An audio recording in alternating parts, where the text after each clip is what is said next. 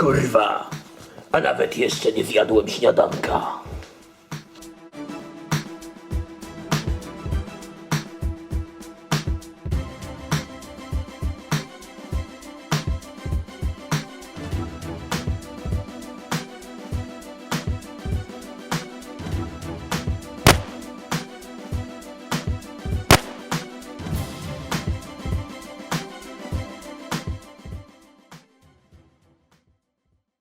Ponieważ okazało się, że w poprzednim odcinku pominąłem jeden poziom, który mi się nie włączał, opowie o nim Major Kopyto.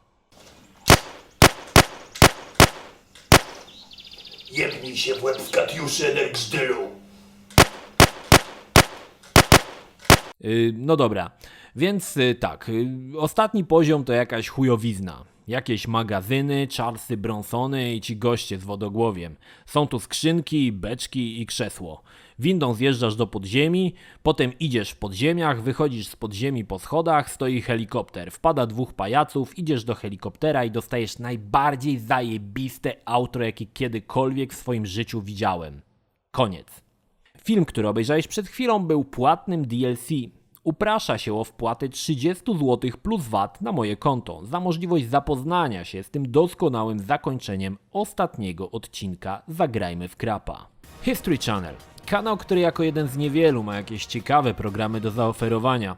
To też gra sygnowana tym logiem automatycznie nastawiła mnie do siebie pozytywnie. Dodatkowo pojawia się też logo wydawcy, niejakiego Activision.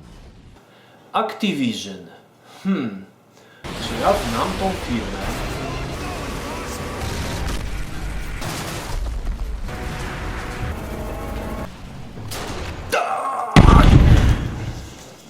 Goście, którzy wydali pierdyliard części Call of Duty, wraz z gościami z kanału Historii wydają grę. To musi być sieka.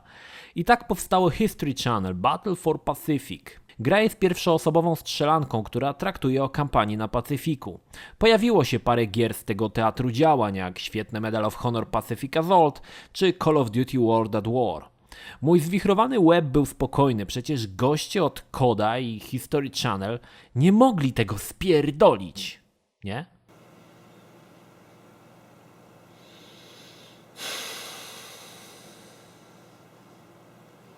Początkowo gra nie zapowiada katastrofy. Mało tego, klimatyczne intro z migawkami z II wojny światowej wprowadza nas w historię i faktycznie gra zaczyna się całkiem spoko.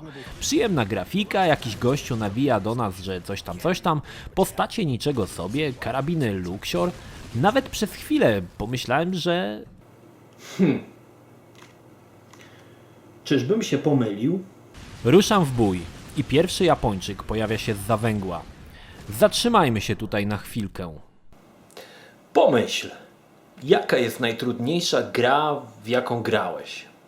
Pewnie coś koło tego. Demon Souls, Dark Souls, gdzie każdy przeciwnik stanowił wyzwanie, a umieranie było częścią życia rycerza biegającego po jaskiniach. Poznanie ruchów wroga, odnalezienie jego słabego punktu i wreszcie po 20 lub 50 próbach wygrana walka. Tak, to się może podobać. Wyzwanie. Teraz powiem Ci, że wrogowie z Demon Souls, czy tam Dark Souls, czy Bloodborne to cieniutkie lojtasy w porównaniu z tym, co zobaczysz tutaj. Wróćmy do akcji. Pierwszy Japończyk, wypruwam w niego parę magazynków, doprawiam strzelbą, ale na jebaniutkim wrogu robi to i tak wrażenie jak kanapka z chlebem na studencie. Niestety, po jakichś 2 minutach ciągłego napierdalania ze wszystkiego, co mam, padam z przestrzeloną czachą. Chwila zadumy. Co jest kurwa? I odpalam ponownie, ale tym razem jest podobnie. Pierwszy napotkany Japoniec rozjeżdża mnie w pojedynku jak Mike Tyson Dalaj Lamę. Chwila soczystej refleksji. Co jest kurwa? Za trzecim razem mi się udaje, ale to tylko dzięki temu, że rzucam nieopatrznie granat, który tutaj jest bronią epickiego zniszczenia i ostatecznego rozpierdolu. Ale o tym później. Przemierzam parę kroków, a na mojej drodze staje trójka Japońców, jak jakaś wyjebana w kosmos banda Drombo lub trylogia intergalaktycznego ultra mega rozpierdolu. W panice rzucam granatem sobie pod nogi i strzelam kopytami. Naszła mnie ponownie chwila bardzo trafnej życiowej refleksji. Co jest kurwa? Czwarty raz jest owocny jak wizyta w kiblu po meksykańskim obiedzie, używając 2 razy granatów ostatecznego rozpierdolu. Za trzecim razem siła granatu ostatecznego rozpierdolu była tak silna, że wbiła Japończyka w ziemię, co udokumentowałem na filmie i dodałem adekwatny komentarz. Co jest kurwa? Niestety, granatów ostatecznego rozpierdolu jest niewiele. W pierwszej planszy mamy ich 5 i nie można zbierać nowych, także po wykonaniu 5 ostatecznych rozpierdolów, 5 granatami ostatecznego rozpierdolu stałem przed nie lada wyzwaniem, przy którym przejście za jednym zamachem wszystkich soulsów na najtrudniejszym poziomie bez save'ów i napadzie od Pegasusa to pląsanie po łączce z pluszowym zajączkiem. Napadło mnie 4. Zeszło do okopu radośnie, śmiejąc się z mojego żałosnego skilla, strzelając na lewo i prawo. Postanowiłem walczyć.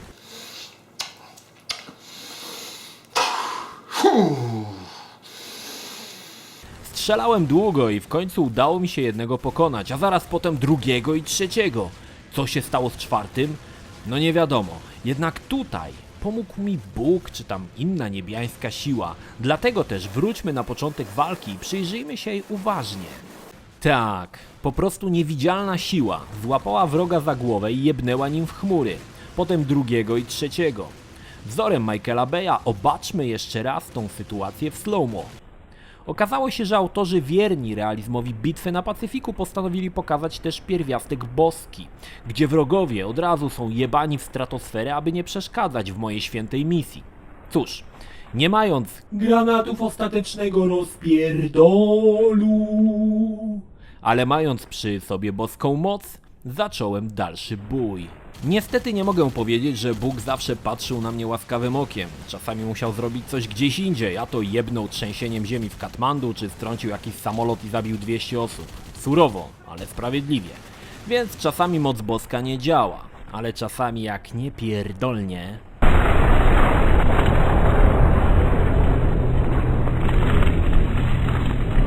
Zasadniczo do końca gry nie potrafiłem określić, co wzywa boskie moce. Jakiś guzik? Może jakieś tajemne zaklęcie? No ni chuja nie wiedziałem. Ale z czasem nauczyłem się, jak trzeba tych chujków pokonywać. I wierzcie mi, poznanie mechanik działania bossa w Soulsach to mały pitol w porównaniu do tego, co trzeba zrobić tutaj. Jako że nie brałem udziału w wojnie na Pacyfiku, a wierząc History Channel, że właśnie tak było, pozwólcie, że wam wyjaśnię. Do każdej walki musisz być gotowy i zwarty jak haker Bonzo przed włamaniem do kompa Pentagonu. Szanuj wroga, bo inaczej rozjebie ci czachę. I posłuchaj mnie uważnie. Jak zapewne wiesz, każdy człowiek ma wokół siebie aurę, opokę czy kurwa coś tam. To ona stanowi, że jesteś nieśmiertelny. Dopiero znalezienie wyrwy w aurze może cię zabić. Każdy Japończyk taką aurę posiada i musisz nauczyć się szukać w niej jopy, przez którą wpuścisz parę kulek ołowiu i wtedy Bóg jebnie w nim stratosferę. Myślę, że ten opis zna każdy z książek o II wojnie czy tam lekcji historii. Teraz, wielkość wyrwy w aurze to 1 piksel. Gdy na nią trafisz, celownik zmieni się na czerwony, więc szukaj uważnie. Wyrwa się zmienia w zależności gdzie stoisz i gdzie stoi przeciwnik, więc jak ruszysz się kurwa o milimetr, musisz szukać od nowa. Aha, i nie szukaj wyrwy na wrogu, tylko parę metrów obok. Może być ona przy nodze, przy pindolu, nad głową, czy kurwa w chmurach. Tego nikt nie wie. Jak ją znajdziesz, napierdalasz. Jak ponapierdalasz, Bóg weźmie go za łeb i wyjebie w kosmos. I tak przez całą grę. Z każdym napotkanym wrogiem. To nie Soulsy, gra dla dzieci. Tutaj się starasz albo giniesz. No, po tym długim akapicie, w którym wyjaśniłem wam oczywiste rzeczy, które każdy z nas z History Channel czy tam z książek, możemy przejść dalej. Jeśli nie zrozumiałeś nic z mojego bełkotu, możesz powiedzieć, co jest kurwa, pod kolejny przerywnik. 3, 2, 1. Czasami jak wojak nie pokona ziemskiej grawitacji i nie poleci w stratosferę, zawiesi się nad sklepieniem niebieskim i tak smętnie tam wisi w powietrzu i majta girami. Czasami też siła jest tak ogromna, że wbije go w ziemię, a on zacznie tańczyć. Jadę do ciebie, niunia, jadę. Będę późną nocą, nie czekaj z obiadem. Zagubiłem się w mieście, nic na to nie poradzę. Majej, kamikadze, majej. Dalej tu stoję. Gra dzieli się na parę poziomów, z których każdy pokonujesz długie minuty czy nawet godziny. Każdy przeciwnik to potężne wyzwanie dla twojej cierpliwości. Gdy zobaczysz, jak wróg wypierdoli ze skarpetek w kumulusy, zesrasz się z radości. W każdej misji na początku dostajesz parę granatów ostatecznego rozpierdolu. Ale szanuj je kurwa jak wyekspioną postać w Diablo i używaj tylko w konieczności. Granat ostatecznego rozpierdolu powoduje to, że jeśli rzucisz go we wrogów, to oni po prostu wyparują. Nie odlecą w kierunku warstwy ozonowej, tylko rozpuszczą się w powietrzu jak dym z bata jaranego w kiblu gimbazy. W grze nie można biegać, biegają tylko tchórze i ćwoki. Ty dostojnie kroczysz pomiędzy kulami.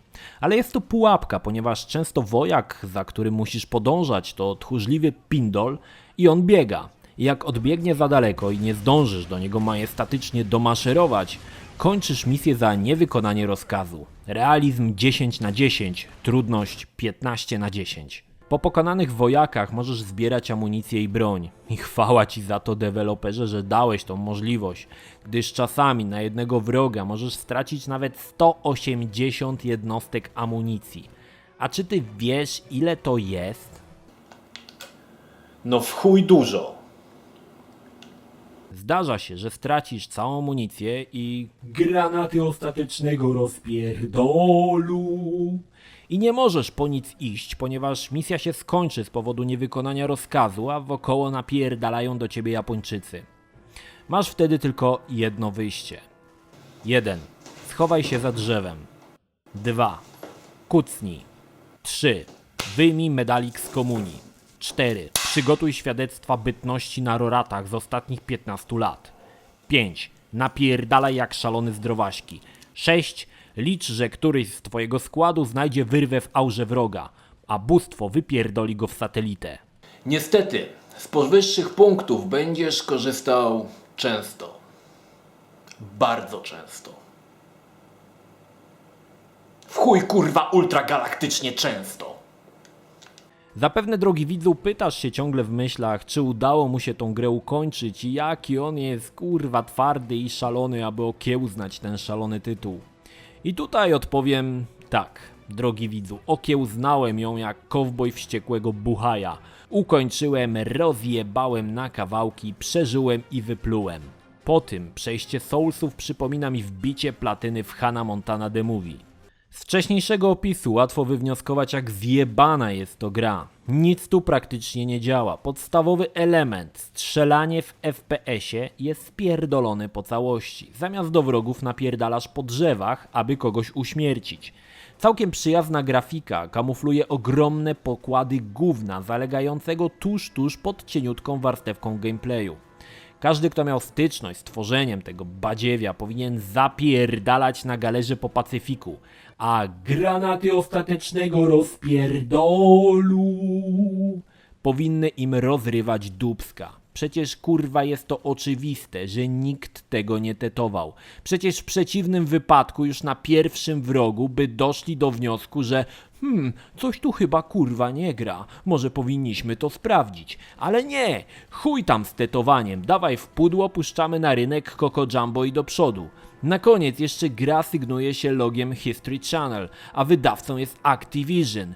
No kurwa, to tak jakby ksiądz otwierał klinikę aborcyjną. We łbie się to nie mieści. La la la la